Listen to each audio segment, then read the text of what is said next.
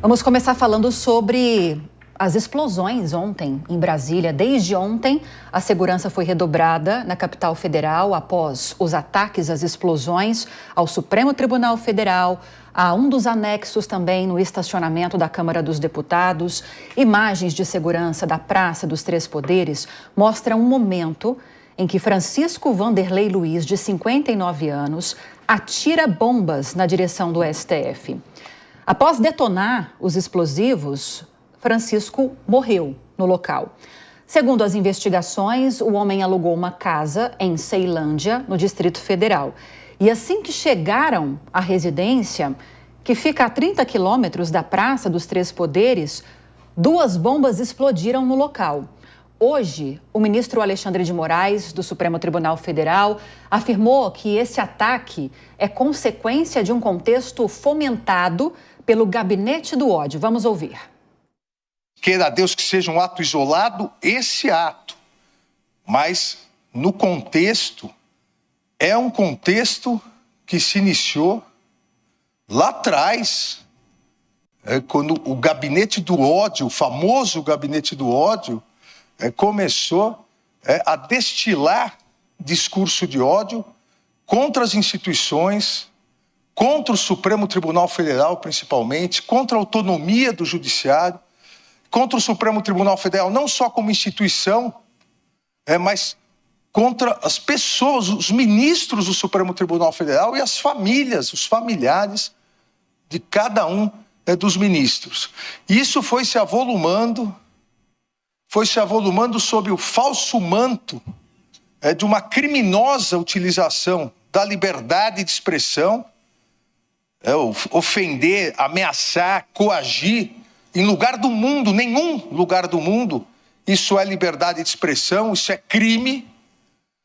Isso foi se agigantando e isso resultou, a partir da tentativa de descrédito das instituições, isso resultou no 8 de janeiro. O vice-presidente Geraldo Alckmin pediu agilidade e rigor nas investigações sobre essas explosões na Praça dos Três Poderes em Brasília ontem à noite. Vamos ouvir também o que ele disse. Triste e grave. Triste pela perda de vida e grave por ser um atentado a uma instituição da República, um poder da República, e que deve ser apurado com extrema rapidez e com extremo rigor. Então, eu acho que, e é isso que acredito, os órgãos de segurança o farão. Mas nós temos instituições sólidas e a apuração será rigorosa. A presidente do Tribunal Superior Eleitoral, Carmen Lúcia, declarou que, apesar do ato grave, o Judiciário continuará as atividades para preservar a necessária democracia brasileira. Nós também temos um trecho do que Carmen Lúcia disse e vamos acompanhar. O Brasil foi dormir preocupado. Nós, cidadãs e cidadãos brasileiros, acordamos ocupados em manter as nossas funções para garantia de continuidade estável, segura e contínua das instituições democráticas. A nós, servidores, servidoras, especialmente da Justiça Constitucional e Eleitoral, compete dar continuidade às nossas funções para a preservação da necessária democracia brasileira, que não se abala diante de qualquer ato que possa eventualmente atentar ou buscar atentar contra pessoas, instituições ou funções democráticas. Nós temos mais informações, Brenda. Vamos iniciar o debate? Vamos iniciar o debate, então. A gente tem outros trechos de entrevistas, de falas de pessoas que, de alguma forma, ou testemunharam ou acompanharam tudo o que aconteceu de ontem para hoje, ou que têm como autoridades a importância, a necessidade de se manifestarem diante do que aconteceu. Mas antes de continuarmos, vou abrir então para o debate. Vou começar com você, Cíntia. Cíntia, como advogada, que vai trazer um pouco de aspectos jurídicos para a gente.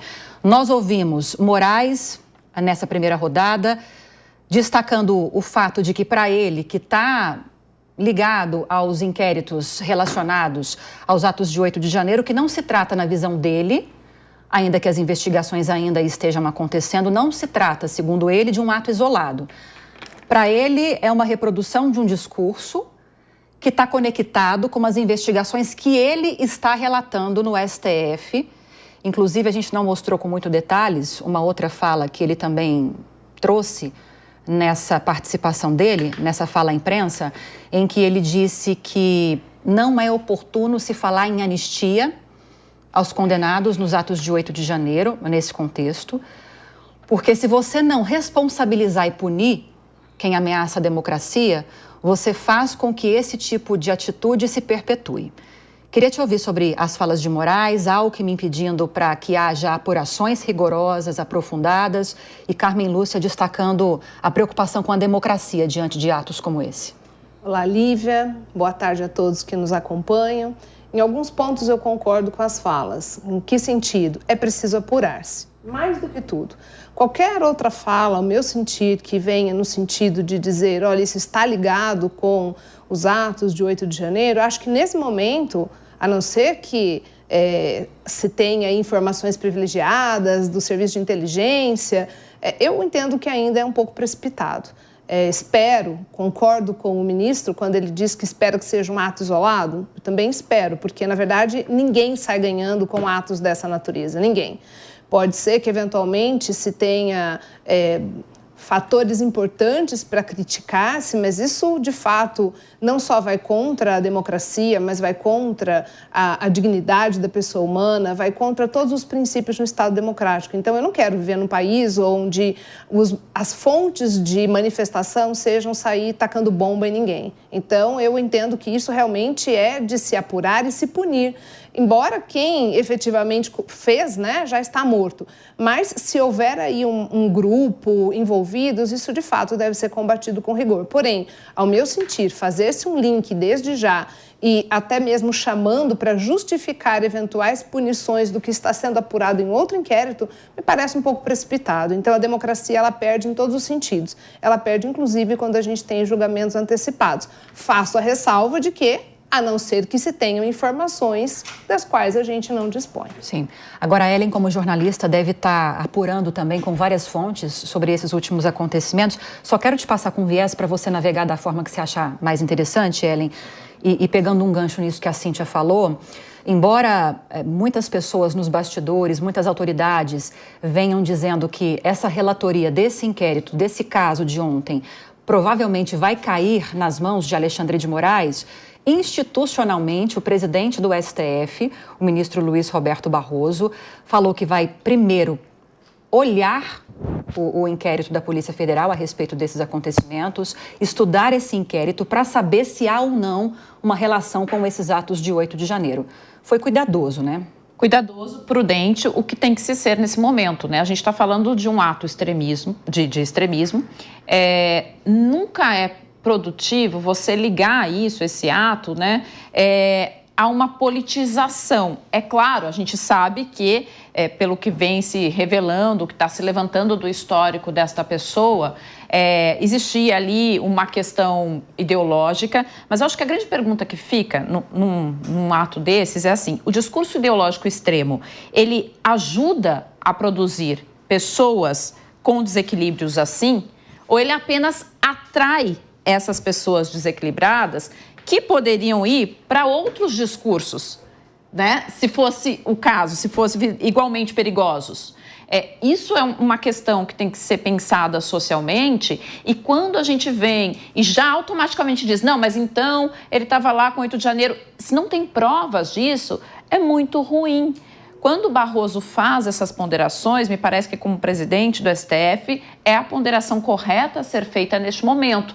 Não começar já ligando um lado com o outro, politizando isso, trazendo à tona questões sobre o projeto da anistia, o 8 de janeiro, porque isso não vai ajudar no momento. Não vai ajudar quando a gente tem algo tão nebuloso que é uma ação extremista ideológica. Sim. Eliana, também queria um viés jurídico também, claro, sua opinião a respeito dessas primeiras manifestações de autoridades que nós tivemos, com foco nessa que vem do STF, falando sobre a possibilidade de conexão com as investigações dos atos de 8 de janeiro. Fazem sentido essas afirmações para você? Olha, nesse momento, nenhum tipo de afirmação faz sentido. Primeiro que os fatos ocorreram ontem, há uma necessidade de uma investigação precisa, coordenada, há necessidade de uma investigação muito bem feita e que, óbvio, nós estamos falando de um grande contexto, porque esta pessoa agiu, entre aspas, isoladamente, mas nós não sabemos até onde, né, e de que forma.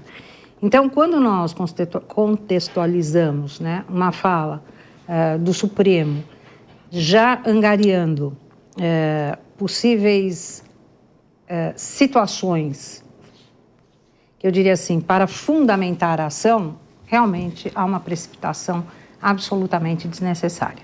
Vou mais além. É um inquérito em que ninguém pode avocar para si neste momento. Nós não podemos sequer destituir ou afastar a Justiça Militar Federal, Marinha, Exército, Aeronáutica, que é o Superior Tribunal Militar, que é exatamente quem cuida dos crimes contra a segurança nacional. Claro que é um crime de terrorismo.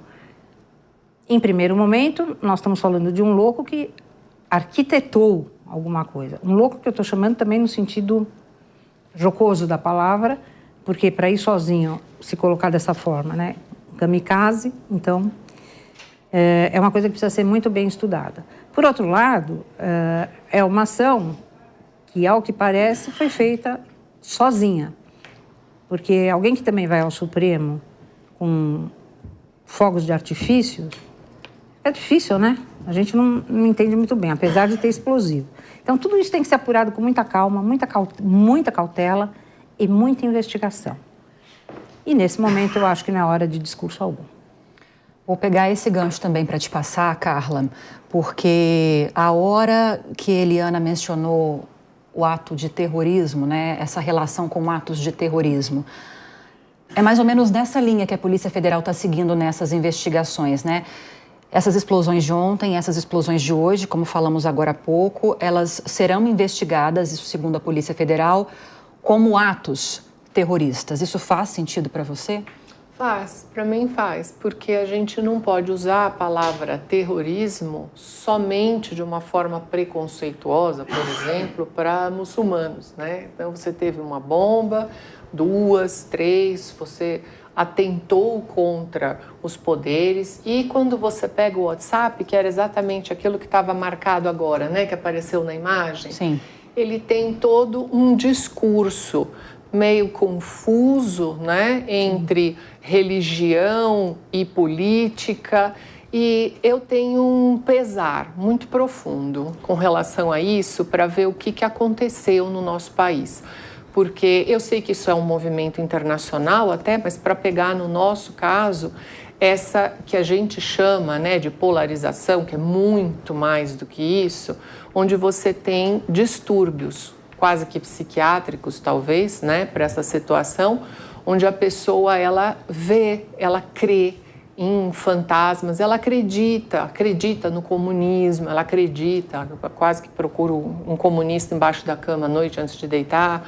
Então, assim, isso leva a esse tipo de delírio, de um atentado profundo. Outras pessoas podiam ter morrido, que não tem absolutamente nada a ver com isso. E a pessoa se mata também. Você veja que o objetivo final, olha a imagem que a gente está vendo, o objetivo final é a pessoa se aniquilou. Quer dizer, e numa coisa meio solta, exatamente, essas mensagens do WhatsApp e tudo, ele quer combater comunistas, quer dizer, é um delírio, assim, completo, e infelizmente é algo que voltou, né, a se repetir. Nós tivemos antes, no começo do ano, agora estamos com esse movimento, né, próximos agora de uma COP20, então é outro movimento, G20, né? Desculpa, o G20. Então, assim, eu tenho uma lástima séria mesmo, que eu acho que a nossa sociedade está mais doente.